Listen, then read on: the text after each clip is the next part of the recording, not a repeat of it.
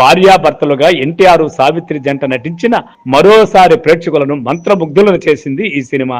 ఈ జంటను తెలుగు సినిమా చరిత్రలోనే అత్యుత్తమ జంటలలో ఒకటిగా నిలిపిన చిత్రాల్లో ఇది కూడా ఒకటి. స్త్రీకి రూపం లేదా విద్య కంటే క్యారెక్టర్ అంటే నైతిక విలువలు ముఖ్యమని ఈ సినిమా బలమైన ముద్ర వేసింది. ఎన్టీఆర్ సావిత్రుల అద్భుత నటన కథనాన్ని మరింత ఎత్తుకు తీసుకువెళ్లి చిత్రాన్ని సూపర్ డూపర్ హిట్ గా నిలిపేసింది. నాది ఆడజన్మే 13 కేంద్రాల్లో 100 రోజులు ప్రదర్శింపబడింది. ఇదే సంక్రాంతి సీజన్ లో సరిగ్గా వారం తర్వాత జనవరి 14న పాండవ వనవాసం ప్రేక్షకుల ముందుకు వచ్చింది. భీమసేనుడిగా ఎన్టీఆర్ నటించిన ఈ చిత్రం తెలుగు ఫిల్మ్ ఇండస్ట్రీలో బ్లాక్ అండ్ వైట్ యుగంలో అత్యంత భారీ బ్లాక్ బస్టర్ గా చరిత్ర సృష్టించింది.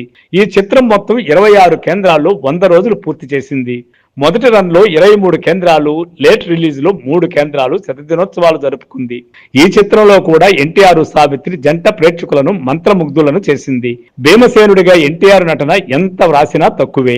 ఆయన నటన మహోన్నత శిఖర సమానమైంది.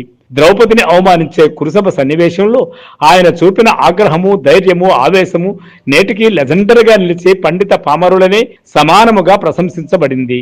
అయితే భీముడు తన అర్ధ సోదరుడు ఆంజనేయుడిని ఎదుర్కొనే సన్నివేశం తెలుగు సినిమా చరిత్రలోనే అత్యుత్తమ ఇంటర్వెల్ బ్లాక్లలో ఒకటిగా నిలిచింది. తానే అత్యంత శక్తివంతుడన్న అహంకారంతో ఆవేశంతో ఉన్న భీముడిగా మొదలై ఆంజనేయుడి నిజ స్వరూపం తెలిసిన తర్వాత అపార భక్తి గౌరవంతో మారిపోయే భీముడి పాత్రను ఎన్టీఆర్ అద్భుతంగా ఆవిష్కరించారు.